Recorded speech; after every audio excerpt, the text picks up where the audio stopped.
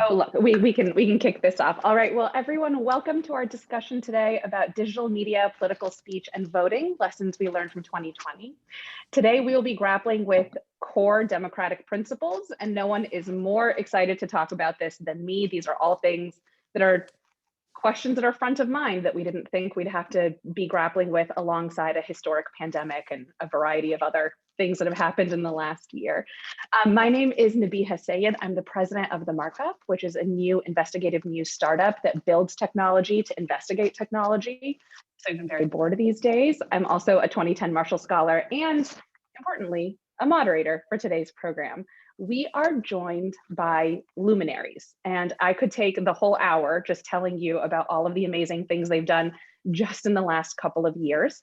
I'll give you the top line, and then throughout the hour, we'll be sharing, articles or other things that they've been working on in the chat too. So definitely keep an eye on that. By way of introduction, we are joined by Jeff Glueck, who's the co-founder of Hawkfish, a democratic data and digital agency. We are joined by Garrett Johnson, who's the co-founder of the Lincoln Network, a think tank and engineering lab. I can't wait to hear more about that. We're joined by Swati Mailavarapu, who's the founder of Insight, a values-driven investor, and the co-founder of The Arena. And also Jeremy Smith, who's the founder and CEO of Civitech and runs Register to Vote. He also has a very funny shirt about the Marshall Rhodes football game, so definitely zoom in and take a peek at that. Before we jump in and hear everyone's wisdom, I want to say thank you to the Association of Marshall Scholars for convening this event. Normally, this series is about arts and culture, but they allowed us politicos to jump in and talk about the fun topics we'll have today. We are thrilled to be joined by people in the Rhodes and Truman communities as well. So thank you to our speakers and to other folks who are logging on to chat about these issues today. Now, we invite all of you to share your questions in real time in the Q&A. Do not wait until the very end.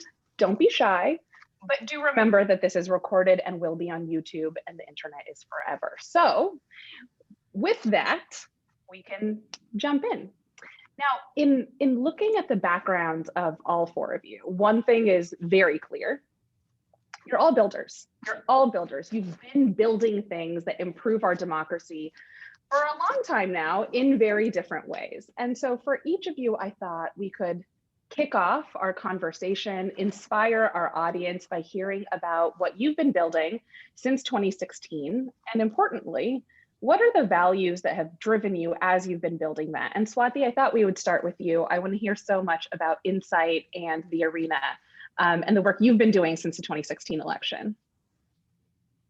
Sure, and I'm super grateful for everybody for making the time for this conversation today, and thanks Nabiha for offering to shepherd the cats through it, so to speak. So my point of departure is actually a pretty, I think, naive one. In 2016, I was a little bit stunned with the results of the election, I think so many people across the country were. I think it was an indication to me that there were underlying challenges that I just hadn't been tuning into. I'd spent most of the decade before that learning how to build tech companies, working in venture capital, and it just kind of struck out to build my own firm at Insight. And we were really focused on backing change-making entrepreneurs that we thought were also motivated to do good in the world. So we were doing quite a bit of work, for example, in the climate space and in socially conscious businesses. But the election in 2016 made me really aware of the fact that it was time to prioritize funding good leadership in politics also, and that was really an underinvested in category. I think there were two major challenges. One, I didn't see my values really embodied by enough of our body politic. And two, when I looked underneath the surface, especially on the left of center side, which is where most of my values orientations sat, I just couldn't see a bench of future leaders. I thought it was really problematic that a lot of our elected officials were decades older than me, and that than a good portion of the American public. And it turned out there weren't a lot of programs that were proactively out there trying to scout rising talent in the political space. And it dawned on me that a lot of the work that I'd been doing in venture to scout early stage talent in the entrepreneurship space, we should apply the same paradigm in the public space. So I started something called The Arena, which has spent the last 5 years going around the country, getting a new generation of young people to run for office and also to learn how to work on campaigns. We've tried to make it super accessible, which is why one of the things I'm most proud of is almost 60 to 70% of the people that come through the program are women or people of color or other underrepresented minority groups. So it's, we've built equity and diversity in as a design principle in the program, and you're starting to see it pay off. We've had really great candidates like Lauren Underwood and Lena Hidalgo come through the program. They've been part of the extended community. Wow, that is amazing, amazing impact. Thank you for that. Garrett, I might toss it to you next. You're engineering lab, think tank, convener of big ideas on the conservative side. Tell us more about what you've been up to. Yeah, first, thank you to the Marshall Scholarship for hosting this and for everyone for participating. We started Lincoln to live at the intersection of technology and liberty. And so that manifests itself in a few ways for us. The think tank side, we have a team of policy professionals who largely live in DC, who help to shape important discussions that we care about in Congress, focused on the administration. So my head of policy is a guy named Zach Graves. He has been leading a coalition to try and help understand how do we build the first branch of government, the Article 1 branch, Congress, and into the oversight body that it should be. Whether you are concerned about the imperial presidency of Trump or Obama or Biden, the proper check on the executive branch is a strong, robust legislative branch. There's a lot of history that's been written about what has caused the circumstance that we are in now. Newt Gingrich is identified as one of the main culprits of gutting the budget for the legislative branch as an indication of good government. But for people who are more free market or conservative, who are concerned about unelected officials, the administrative state playing a larger role in determining the direction of our government, the reason that they play that outsized role is because there's no one in Congress manning the ship. And so we've been focused on how do we strengthen Congress. That's one of the examples of the tech policy issues, in addition to sort of the debate around how do we regulate, whether we regulate the tech industry, net neutrality, Section 230, a range of tech policy issues. We cover that.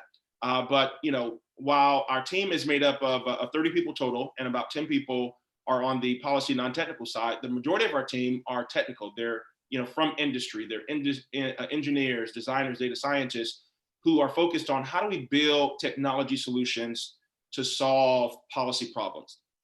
So one example of that is around education policy, school choice.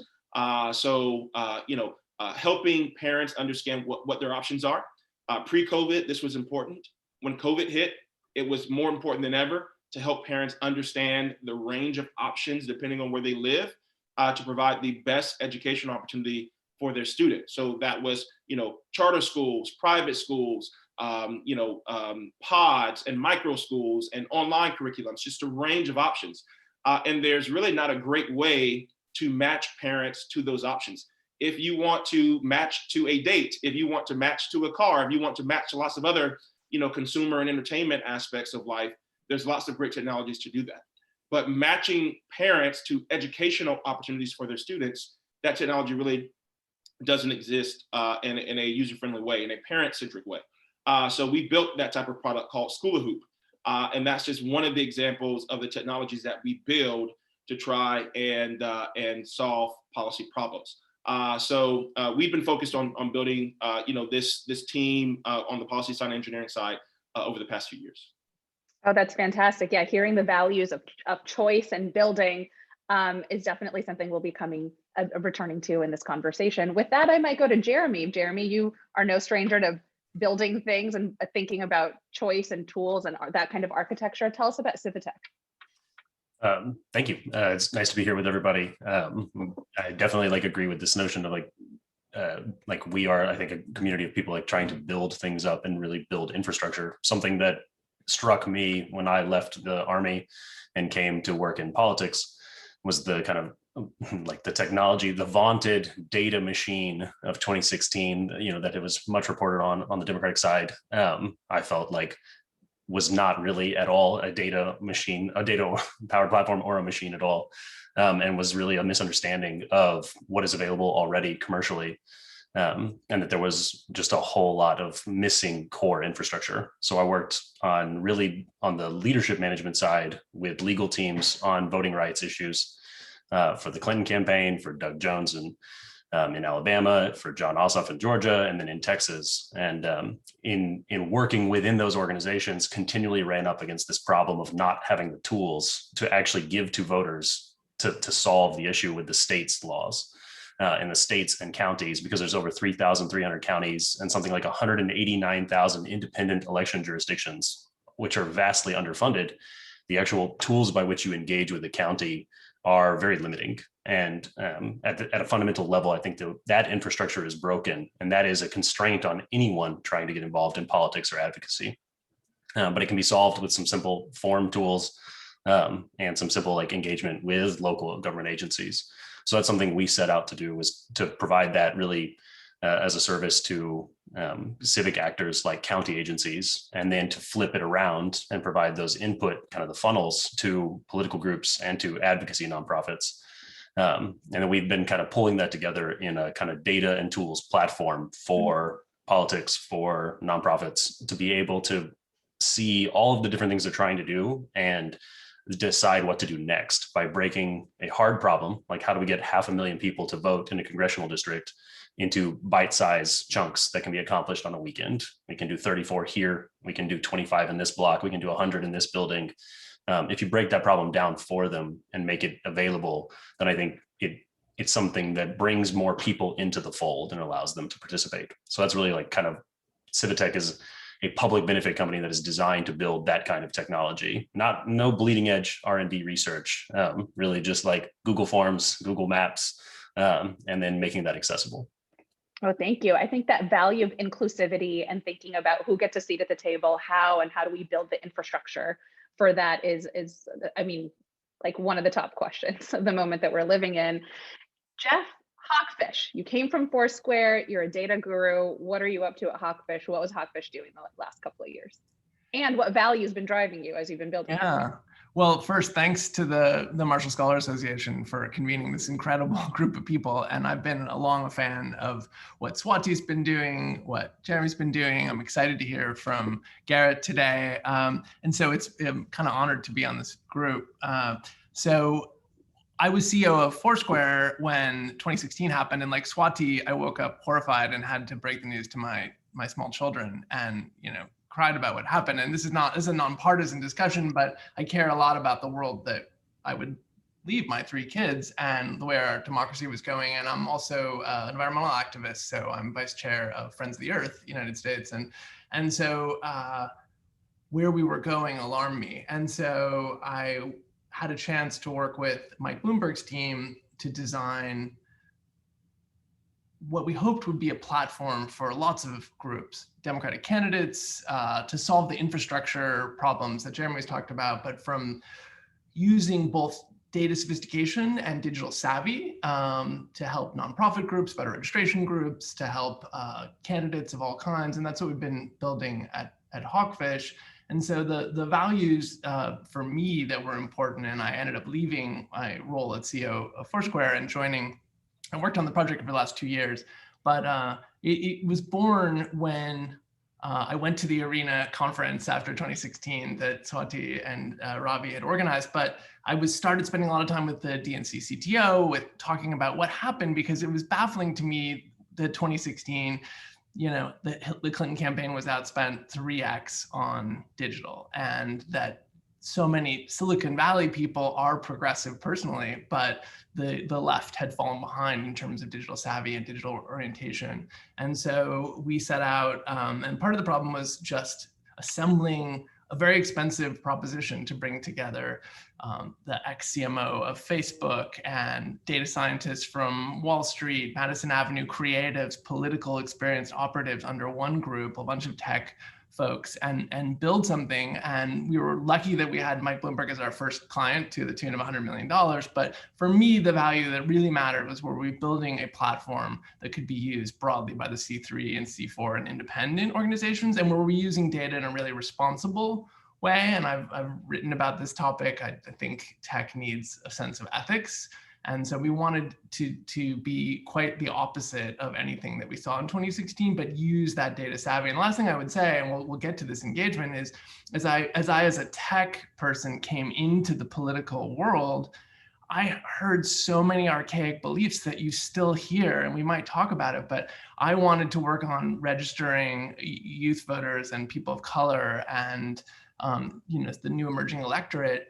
And what we heard over and over again is, well, the only proven methods to do that are direct mail and field canvassing. And during the pandemic, field canvassing was cut off. And I was waving my arm saying, how do you think the George Floyd protests were organized, right? It wasn't on direct mail. And yet, these $100 million organizations that were doing voter registration were just sitting there. So we'll talk about some of those things, but digital was not yet a first-class citizen. It's almost there, but not there yet.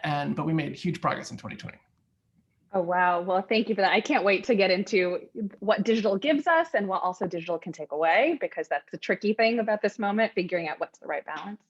The reason I started with values is, like Jeff and Swati, I also woke up in 2016. And as a person, I'm a media lawyer by training. I was representing a lot of journalists at the time, thought, oh no, what did media get wrong? How are we a player in this space in a way that led to some outcomes that were unforeseen? And now, as a person building a news organization for the last year, I think a lot about, what's the core value? And for news, it's often been, well, transparency, or the people have a right to know. But the thing with the last year is that we know a lot of things. We know that capitalism isn't necessarily serving everybody in quite the same way. We know there's massive inequality. We know that it's not just that some people aren't at the table. Some people have been purposefully left out in the cold, right? And moving from what you know to engaging to change it is not easy, right? It's a tricky space. But what was so heartening about 2020 is that we saw increases in voter engagement across the board, right? These were historic numbers. And I really want to hear from Jeremy and Garrett and everybody. This is a conversation, so we should all just jump in and unmute ourselves. What was different in 2020 on the left and the right in terms of organizing? Like, how did this historic engagement come about? And Jeremy, I might start with you, and then then we can all just chat about it. Yeah, absolutely. I think there's like so many possible threads here. So I'll start kind of with one piece of kind of trying to understand what actually happened is very difficult. And there are so many hot takes after an election. Here, just as an example for everyone to understand, most states still have not yet released their individual level election results. So we don't even know who actually voted. So the percentages of Latinos who may have shifted one way or another, these are not things that are known yet. There are estimates based on 10-year-old census data for county level populations. There are trends, there are pre-election polls, right? There are exit polls, all of which wildly disagree with each other. So it's really hard to say what actually happened. And just as an example of this, the turnout percentage, there are some reports I think a big Washington Post article and a lot of things about this is the highest turnout rate we've ever had. Probably, but we don't actually know because the way we count people varies, and the way that we have applied laws based on felony convictions and based on how well the census count has been done in past decades. We're not even sure about those numerators and denominators to a significant degree, regardless of whether or not it's specifically the best turnout since the kind of the Gilded Age. It is clear that there has been an improvement. The quantity has increased substantially during a pandemic, and that the rates for particular communities, particular states have gone up quite a lot, both in terms of the citizen eligible population turning out. But if you look at a chart, you may see that the percentage of registered voters turning out went down. That's partly because there was a giant spike in the number of registered voters in the last 2 years. So lots of people got registered for the first time and did not vote. And the camp that is still winning all elections are the non-voters. More non-voters who were eligible did not vote than the total combined, than any individual candidate. So anywhere you look, there's a lot going on. And I think one thing that we saw very differently was an effort and an emphasis by both groups, Democrats and Republicans, to reach new voters. There was a giant amount of effort from left-leaning organizations to go help people who'd been historically underserved or disenfranchised. And on the Republican side, a lot of effort to go find people, sometimes who were already registered, but just hadn't been voting and had not been participating, who felt like they had their champion as well. And so I think they're both organizational groups in different ways, like from the Trump campaign top down, like a big push on this. From the Democratic side, I think a much more fragmented kind of groundswell from the bottom up approach, really looking at, there are other people who are not voting in politics. And if we ask them why they're not, like Pew's research suggests that the top 3 reasons are, number 1, that they didn't know. They didn't actually know there was an election. Number 2 is that they don't trust either side. And number 3 is that no one's ever talked to them or asked them to participate before. And so I think that those are, that comprises like 80% of all open-ended responses for why someone does not vote. So I think there's a big problem in voter education. There's a big problem in trust building and institution building. And we saw efforts that were very well-funded and diverse strategies that were applied this time. So that's what I think is a major difference in this cycle. So I agree with everything that Jeremy just said. The pandemic was the biggest X factor between 16 and 20. And how do you grapple with a electoral system that historically is driven by people in their 60s and 70s and 80s? Like, those are the poll workers, those are the election officials. And it happens to also be the people who are most at risk for COVID. The already decentralized, very fragile at the lowest levels, at sort of the highest levels, there's a lot of funding that goes into elections, but at the lowest levels, it oftentimes doesn't trickle down. And so at those lowest levels where, the actual rubber meets the road and the election execution is most critical, those institutions were just completely gutted of a lot of infrastructure, and so that was the biggest factor to executing, I think, the election, but then also preparing for the election. As Jeremy mentioned and also Jeff mentioned, the ability to touch and engage voters had to change drastically, and every election. Every campaign, at the local level dealt with that differently. At the federal level, they dealt with that differently. Trump, his ground game, they were, building troves of data, really nonstop since the 2016 election. And it may have reduced a bit during the early months of COVID, but they were still knocking on doors and having human-to-human contact. My understanding of what happened, Jeff can talk to this more directly, on the Democratic side is that wasn't the case, that human-to-human contact, dropped off significantly. So, I think the pandemic is just sort of once in a generation kind of curveball that no one anticipated. Perhaps we should have, but few people were planned for. And so, the question I think is going to be really important moving forward is, how do we ensure engagement? On the conservative side, there's a big debate, a big question, a lot of unknowns around this sort of chaotic coalition that Trump built. How durable is that? How sustainable is that in a post-Trump era? That remains to be seen. A lot to unpack there. I'd love to jump in, if that's okay, to build on what Garrett just said. So I think Garrett called it that the pandemic changed everything, and absolutely correctly, the Biden campaign made a decision to show, for public health reasons, the right decision, but it ended up being a costly decision to tell both the Biden campaign organization until the very end, but for the whole summer to stay home. And to follow their lead, all the independent groups did not have workers going door to door, tabling, even in perhaps more COVID safe sort of outdoor sorts of ways.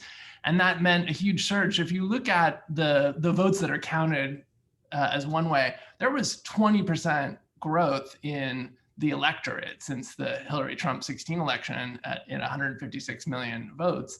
That's tremendous, but there was a myth that more participation would only bring out, one sides or Democratic or progressive voters. That really wasn't true. You saw nationally, Trump grew his absolute vote 17% and Biden 23%. But in Florida, where I did a lot of work among other states, we saw the affiliated groups, progressive groups turned out 18% more votes along with the campaign for Biden than Hillary, but Trump turned out 23% more votes. And to Garrett's point, they went out and they found a lot of particularly folks in their non-college white base, and they turned them out. And so more turnout is good for the system, but it definitely didn't only reverberate to one side. And the thing I would remind folks is this was such a close election. It's such a polarized country. If you look, although the Electoral College ended up being significant, if you switch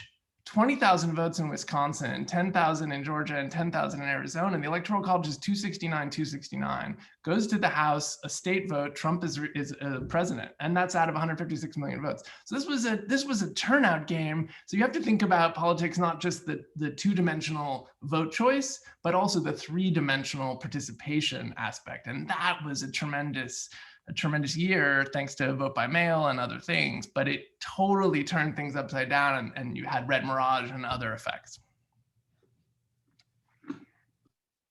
On that, we have some fascinating questions coming in from the audience. And one is whether the Trump campaign's field efforts point to a more long-term shift in Republican field strategies. Now, acknowledging that 2020 is a big asterisk for all the reasons that Jeremy mentioned in the chat, and it is in many ways a strange year. Is there anything that we can infer in terms of the long-term shift in strategy there? And Garrett, I might toss that to you. Right. I don't know, because 2020 is just such a weird year for a number of reasons. Trump makes it weird, and his outsized impact at the sort of top of the ticket. How many people voted down ticket for a party, but had a protest vote against Trump? And so can you extrapolate? But how many people actually turned out because of Trump and supported down ticket in favor of conservatives? All of these are questions that we'll have to wait and see how it shakes out. Anyone who makes a prediction now is just purely guessing. So I don't know to what extent the implications that we see for 2020 will have long-term impact. I think that it's important to keep in mind that although after the November 6th elections, things have not worked out for conservatives in that, if you're a rich Republican, you no longer control the House, the Senate, or the White House. But on election day, on the 6th, things look pretty good for Republicans. Control the majority of governorships, control the majority of state legislatures, increased gains in the House, held the Senate until the Georgia runoff, and so I think that there are positive trends that indicate making decisions around the architecture of congressional districts, because this year was a census year. So sort of that conversation that's going to happen at the state legislature, that's going to be largely controlled by conservatives. Deciding electoral laws going into 2020, again, conservatives, Republicans control most of the state legislatures. There's going to be a reaction to what happened in 2020. So there's a lot of factors that will be at play moving forward. If I can there is some important context to what Garrett has just shared that I want to put out there, because I've learned this, right? This is part of the learning curve that I've personally gone through over the last 4 to 5 years. There is sometimes, I think it's easy to, if you identify left of center, to look at the current state of electoral affairs and feel very dismayed or frustrated. And while, at this particular moment in time, it's certainly true that Republicans, for the most part, have an advantage. There are a couple of things to keep in mind, most notably the disadvantage at which Democrats started in 2016 is really difficult to overemphasize. We held somewhere on the order of 8,000 to 9,000 fewer elected offices around the country in 2016 than we had in 2008, that was a symptom of a much deeper underlying cause. We had basically stopped investing in local organizing, in pipeline building of candidates, in having pipelines of staff that knew how to win elections. And it wasn't just because we were trying and not getting anywhere. We were literally not investing in state Democratic parties and local organizing groups, in building candidate pipelines. And I think you have to paint the 2020 election results against that bigger backdrop, because the amount of ground that we covered in less than half a decade has been tremendous. But we've got to be real that what we're really talking about is a decades-long project. We need to measure the success of our results over the arc of 15 to 20 years. And I think the important counsel for each and every person that deigns to care is, you've got to be thinking about your engagement like you're running a marathon and less like a track race. We're in this moment in this culture that kind of forces us to look at the moment, who's in office, who's won what election. But I think your resolve has to be one where you're willing to show up and keep doing the work. We made some good headway in 2020. This was not an electoral map that favored Democrats. In fact, at the beginning of the year, the analyses would tell us, for example, that the Senate races, this was the least preferred Senate map that was available to Democrats in like 50 years. So the fact that we are now looking at a Senate that is 50-50 is actually the result of a tremendous amount of work, and we got to keep the pace up. Thank you so much for that context, Swati. And I love the analogy of thinking of it as a marathon and taking sort of that longer building view. Drilling into that, what do any of the panelists think are sort of the forward lessons we can be taking from BLM organizing, or the amazing push behind Stacey Abrams and led by Stacey Abrams in Georgia? Are there lessons that we can be taking to fuel us on this marathon? Yeah, one of the most important lessons, and I think Stacey has really demonstrated this, by the way, for the Truman Scholars that are out there. I mean, shout out really to that amazing network. Stacey was actually on my Truman selection panel. But here's the lesson that I think her work really exemplifies, that it's really important to do the hard work of investing in organizing. She's been doing that work in Georgia for longer than most people have known about her. She also, she took a defeat in a really brutal governor's race in Georgia, really a race that she, by all accounts, should have won. And she turned instead it into an opportunity to build a new platform to advocate for fundamental democracy reform in a part of the country that honestly a lot of the Democratic establishment never cared to invest in, because we never thought it was winnable. I grew up in the Southeast. I grew up in North Central Florida, and I grew up in a Florida that was more blue than red.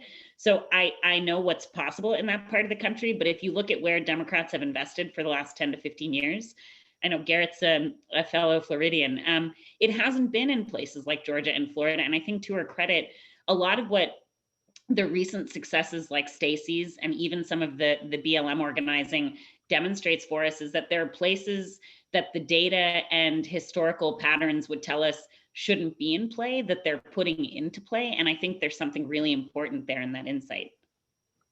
Yeah, absolutely. That there's a lot of excitement because the ground is shifting. I went down to Georgia to do some organizing for Stacey Abrams. She's an alum of the same law school. And what was fascinating to me is in these times, a lot of that organizing was just, putting on your shoes and knocking on doors. It was very like physical space organizing. But digital organizing is also something that's changing and ramping up. And so, Jeff, a question for you from the audience. What do you think the future of digital organizing looks like? Yeah, it's such a great question. And I love talking about Georgia. Hawkfish worked on about 30 projects through November and the Georgia runoffs. And it was really gratifying to see the surprise in Georgia. It meant a lot. And huge credit to exactly what Swati said about a decade-long field organizing that Stacey Abrams led. But we, in terms of speaking about digital organizing, we worked with Progress Georgia, which is the Democratic table in Georgia, and we recruited about 240 influencers, 80% people of color, 90% in Georgia, to do a vote turnout mobilization project, micro influencers. And that project reached 2 million young voters and voters of color in Georgia. And there's only 5 million people who voted in Georgia. So this was a substantial project. This hasn't been done. In the Bloomberg campaign, we were actually the first to work with meme generators who, famously, there was a meme account a couple years named Fuck Cherry that we worked with to reach millions of people with humor in a really authentic way.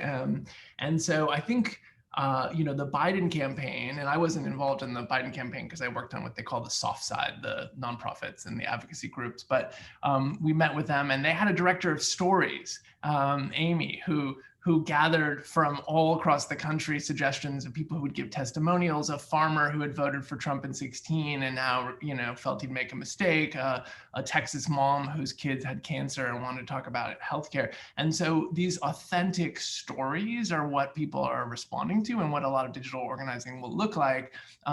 To speak to voter, and Jeremy should speak to this because he's worked closely with the Beto group in Texas and knows a lot about this, but we saw these $100 million voter registration groups nationally go back to direct mail, actually pay people over the pandemic to stay home.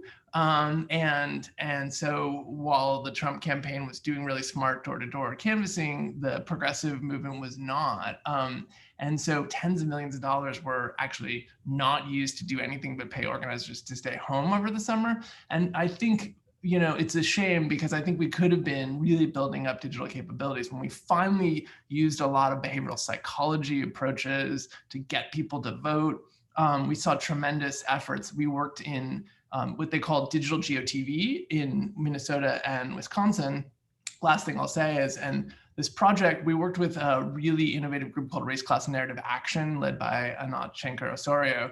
And they use behavioral psychology to get young people and people of color and other non-voters to participate. And one of the insights, for instance, was a bunch of ads around the insight that telling people to go vote is not as effective as telling them to be a voter, because voting then was a psychological self-identity. And so we actually did control and treatment rigorous tests, and we won an award at the Analyst Institute because we drove almost 100,000 incremental voting participation show-ups in Wisconsin and Minnesota. And that's a place where, Biden won by 20,000 votes between treatment and control groups using these behavioral psychology online video techniques. So there's just so much possibility over the next 4 years to improve on the sort of boring way that most campaigns engage and bring in really talented people of all disciplines to solve this problem. I think that's like one key point that Jeff highlighted and that Garrett mentioned earlier is that like the Democratic side, the left side, did not adapt quickly or even particularly well in many cases, and it became sort of like a truism that it is too dangerous to like for people to go outside and to knock on doors because of so much uncertainty. That it was hard for groups to take on that liability, the concerns, figure out how to message it, how to prepare for it. And many of them had spent years preparing for the traditional methods that they were most used to. And so when the time came and the moment called for kind of an agile like redirect, it took a lot of organizations far too long to realize that they could actually do many of these things safely with some improvements, changing out some of the money for equipment, changing out some of the money for, less concentrated like training centers. And on the Republican side, I think they just partially did not care as much, but also ultimately, it wasn't like the danger of breathing outside was not nearly as pronounced as I think people thought in March and April. And that messaging just didn't quite make it through a lot of groups. So there was, a tremendous amount of missed opportunity on this. Other than like we worked closely with Jeff and his team, we tried very hard to bring the concept of registering people via social media across the ecosystem. And lots of groups are interested in that idea, but didn't actually have the staffing to support it. And a mistake that we made was in building out a lot of infrastructure that should have been a fairly simple way for existing digital staff to make use of, and arriving at all these organizations and finding out they had no one there to actually use it. And we talked to all the leaders who were excited all along the way. And then when push came to shove and we needed someone to sit in a seat and do the work, there wasn't an opportunity to retrain people to prepare for that kind of that change. And so I think there's such substantial untapped opportunity to reach people where they are. You've seen a big change. I'm sure all of you are very annoyed with all the political text messages you now get from the new inventions of the last 4 years by both parties there. But that's been a serious effort that's been very effective at reaching people where they are. And there's a way to do it at like a non-spammy approach. And I think social media is similar. There are people talking online. You can listen to them. You can have authentic two-way conversations as candidates. And then you can turn those into these habits that Jeff talked about of becoming a voter as a matter of course, as a matter of engagement, as opposed to kind of an exploitative ask, like, come vote for me this time. I just need you this one time. And I think that's generally been something that the quote unquote soft side has been a lot better at than political campaigns. By nature of what they're trying to do are short-term ventures, and the infrastructure building and the long-term planning that Swati mentioned is something that just it's hard for any individual candidate to take that on themselves. And so the bystander effect is quite strong in political candidates. You know, at the risk of oversimplification, and Jeff and Jeremy can give me a hard disagree if they feel this way, but I will say we're at this point where my observation has been that the deployment of technology and data in campaigns has come such a long way in just the last one presidential cycle, 4 years. I no longer think that the biggest challenge is not knowing what the best approaches are. It's actually a people problem. It's that the people that are running campaigns, and actually oftentimes candidates, and some of this, it goes back to that demographic challenge of just having people who are so much older in the highest elected office around the country. They just don't prioritize technology as a way of humans connecting in the way that everyday people are used to now using it in their day-to-day interactions. And I think that's compounded during a pandemic. I mean, we don't call this digital organizing, but we're using technology to connect with each other. And I think it's a big part of the problem. So if I think about where I'm excited to lean in over the next couple of years, it's really on the people side and less the technology. You know, there's major turnover at all of the major committees in a lot of the major national organizations, making sure that we bring in new executive directors who are a little bit more with it and are what I call tech natives. You and I would think they're normal people, but maybe we should call them tech natives, is going to matter a lot. 1000% agree with what Swati just said. So picking up on some themes that are coming through in the questions, I want to think about or encourage us to talk about the pitfalls of using technology, and particularly as it relates to the persuasion of people. So at the Markup, we built a tool called Citizen Browser that helps us with great specificity understand exactly what's being promoted to different people on Facebook. And one investigation that we released was when we saw how when Facebook flipped the switch and started allowing political ads again in Georgia on December 16th, how political ads very quickly crowded out all political coverage from news organizations and just took up all of the oxygen in the Facebook room. And this is in part because Facebook allows for election content, but we see other platforms like Twitter or TikTok not allowing super PAC C4 advertising, really restricting political ads. And so I'm curious, and you know, this matters to pick up on a question that we've got, because people decide what is real and what is not based on an information ecosystem that where news looks a lot like ads because it's all coming through the same feed. And that creates sort of different realities that people are operating in. And so I'm curious for this group's thoughts on what's the way forward for political advertising on these big digital platforms, and what's the right balance here? Garrett, I might kick that to you because I know you hosted this amazing session or debate on big tech, and traditionally come from, not to project on your politics, a place where regulation is not necessarily the most welcome. So I'd be curious for your thoughts on how you thread this needle and what you think will happen with political advertising. Yeah, you know, I think it's going to be an interesting next few years to navigate that. I think, you know, there will be enormous pressure exerted and already has started on the tech platforms to enforce more filters, more regulation on it. I mean, you know, the political ads, when we sort of pull back and look at the overall revenue of tech companies, political ads is a very, very small, non-consequential part of their revenue model. And so, you know, some could argue that, you know, being in the political ads business is much more of a liability, far more problematic for these companies like Facebook or Twitter or Google than having them.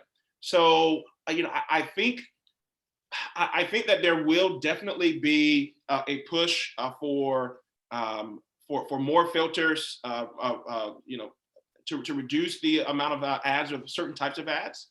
But I also think that there's a chance that all of us are fatigued by some of these debates, and there's many other issues that take precedent. So I think that there is the scenario where the ball could be dropped. There's less focus on this issue, and that, you know, we just have the status quo going into 22 and maybe 24 as well, because there's just so much competing focus on this, you know, between antitrust and 230. I don't know that there's I'm not convinced that there's going to be a laser focus on this topic. Anyone else want to jump in? Jeff should chime in. So we could spend an hour on this topic, to Swanti's point, I think. You know, I think it's crazy that we don't have a privacy law in the United States, for one. And so that's a place to start. And I think political speech, balancing free speech with concerns about misinformation is a really tricky one. I don't think we want to throw out the free speech, you know, baby with the bathwater.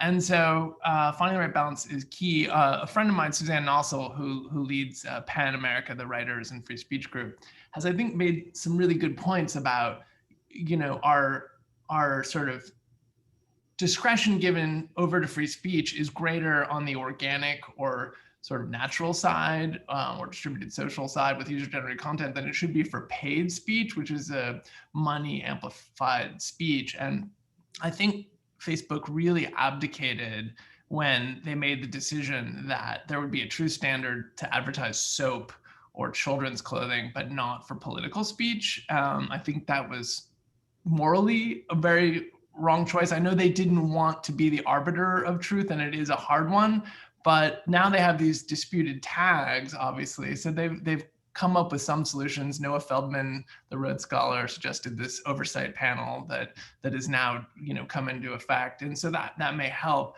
But I think we ought to have I hope we will continue to have political speech, but I hope it will be, there will be some kind of requirement to speak outside of known falsehoods.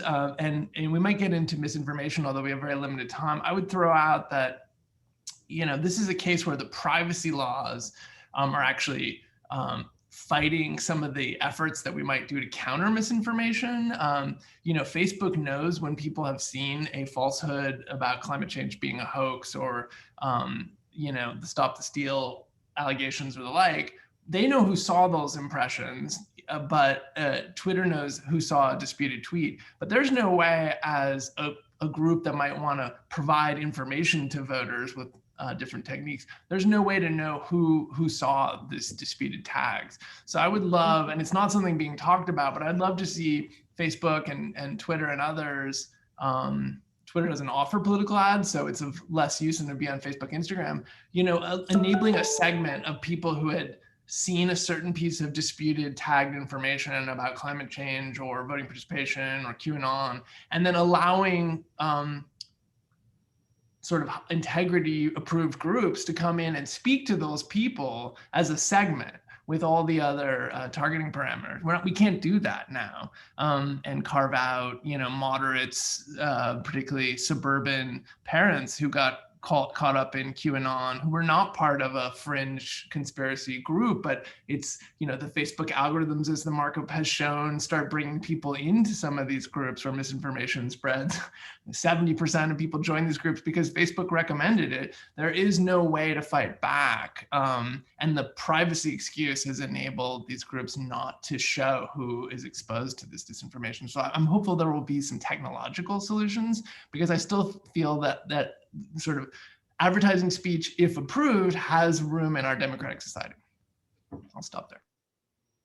No, I feel like we could talk for hours about that. One interesting thread, I want to pick up on something that you said earlier too. It's almost like we can deploy behavioral science when it comes to actually targeting people, but understanding how that plays out over time, what that does to persuasion, to their political beliefs, their identities, their affinities, that we don't have insight into the data going forward. And that's,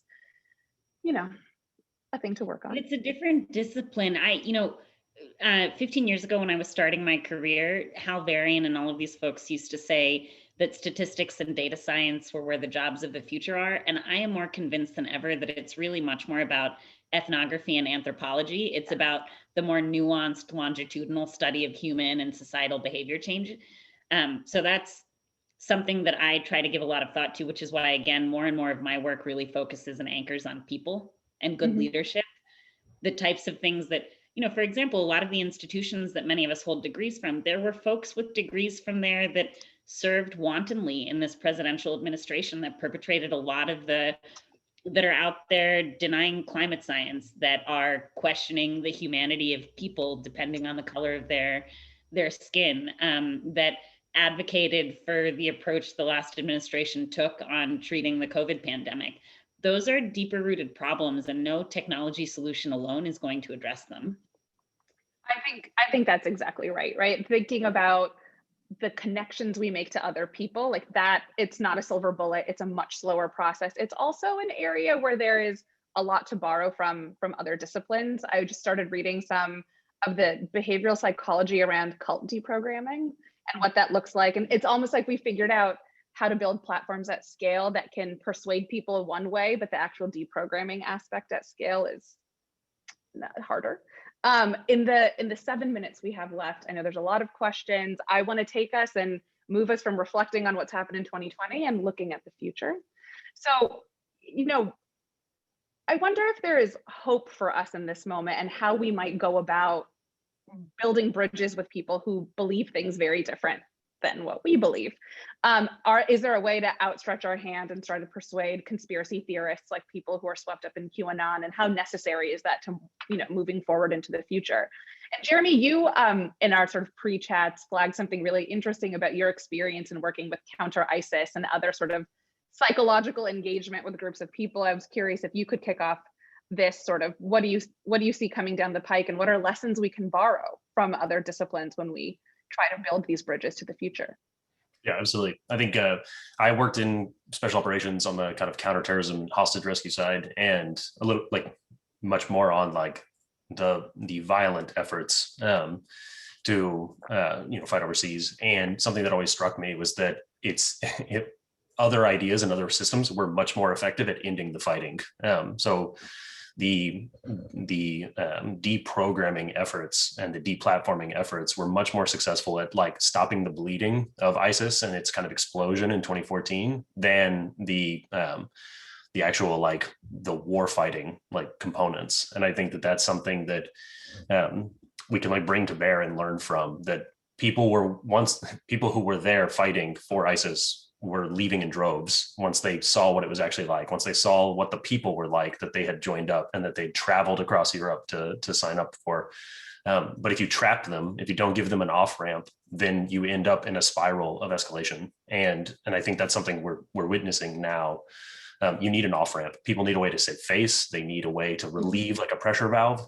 And I think creating opportunities for that is critical. A very unpopular program for the military was the amnesty efforts that were put in place by Petraeus during the surge in Iraq, the surge in Afghanistan, and later the fight with ISIS. in which people could come in, report the crimes they'd committed, and turn in their weapons and go home, like face no charges. And so you would have people who were known to have killed your friends or other Americans, other NATO forces, other members of the Iraqi and Afghan kind of police. And you would know that, and you would still let them go home. And it was difficult for people to accept at first, and it really brought about a dramatic reduction in the amount of harm and violence. And so I think one area that I see that we're seeing a lot of dehumanization of people, like across political camps, on the basis of ideas in which most people are not actually well educated about, a lot of these topics. And I think something that strikes me, kind of what Swati was talking about before, there are more than 100,000 public elections every year in America. Like, everybody will say 2020 was the election year. There's 100,000 elections this year. There were 110,000 elections last year. There's 110,000 elections next year. And 94% of all elections, at least, are uncontested, in which only one candidate is on the ballot. So the incumbent is winning in 94% of elections all across America, over and over again. Republicans control something like 3/4 of all of those elections. So the Democratic Party generously might be winning 12% of all elections in America, right? Republicans dominate and in this regard, and we get distracted by what's at the top. And so I think putting more people in play broadly, who are not unreasonable people, who are not extremists, who get to hold on to that position forever, could change things, just to make it normal to have a Democrat and a Republican run all across America. I live in Austin. Republicans don't even bother competing in most of our city council seats. And if you go 2 counties out, Democrats don't bother competing in those local seats. And it allows for people to say, I don't know any good people on that side. I think that has to change. It has to be seen as totally normal to disagree with someone and still do effective things for education and healthcare and the economy. Thank you. Swati, you're unmuted. Do you want to jump in? I was actually thinking it would be great to hear from Garrett on this one too. Yeah, I would just say that I agree with sort of the construct of the methodology, but I just also that Jeremy just described. But I also want to emphasize that these are not enemy combatants. They're not non-state insurgents. They're our fellow Americans. They're overwhelmingly normal people, overwhelmingly normal people. As Jeremy was just walking through the large number of elections that happen, the overwhelming majority of elections in the United States are uncontested and they're non-controversial. The respect for our democratic institutions, one, democracy endured despite being challenged and tested. It endured. The system worked. And the overwhelming majority of Americans, I'm convinced, are good people who want to raise their families and enjoy good vacations and work towards a good quality of life. And so I think we have to, as Swati was suggesting, get back to the human-to-human engagement. There's always been, misinformation, disinformation, just trash associated with our elections. Going back to sort of just the printing press days, no doubt about it, technology provides an enormous amount of reach, and there are some real challenges associated with that. But I am fundamentally optimistic and still very much bullish on the American people. I spent a good part of 2018 helping fellow Rhodes Pete Buttigieg shape his presidential campaign. And the one thing that was remarkable about the campaign that we ran was Pete would literally show up anywhere to talk to anybody who identified with his values. We didn't call them democratic values. They were our rules of the road. He was very straightforward about what he stood for. He was willing to go on Fox town halls. We showed up in small towns in Iowa, even more than the big cities. And what Garrett just alluded to is really the biggest insight from me from that experience. Most Americans just want to figure out how to make their lives better and their lives better for their kids, to give them the kinds of opportunities that their parents might have had access to, that kind of economic mobility and opportunity. And that's not there anymore. And it hasn't been there for too long.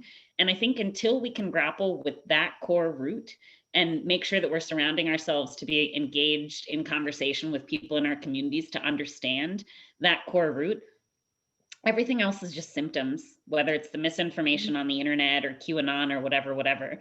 We'll just be kind of dancing around this core until we get into the meat of that. I know we're about on time here, so just to agree with what Garrett and Swati said, I think we need a debate in this country that respects how most people are good and just want their communities to work. They just want their kids to have opportunities. And I agree with Garrett on that. I think gerrymandering, which is we're about to hear a lot about over the next 2 years, has actually been bad for both parties, because the sort of centrifugal force that pushes in gerrymandered districts, the fear that you can only be primary to either the extreme right or the extreme left, hurts our ability to come together around a lot of things that are common sense that most Americans agree with in both parties.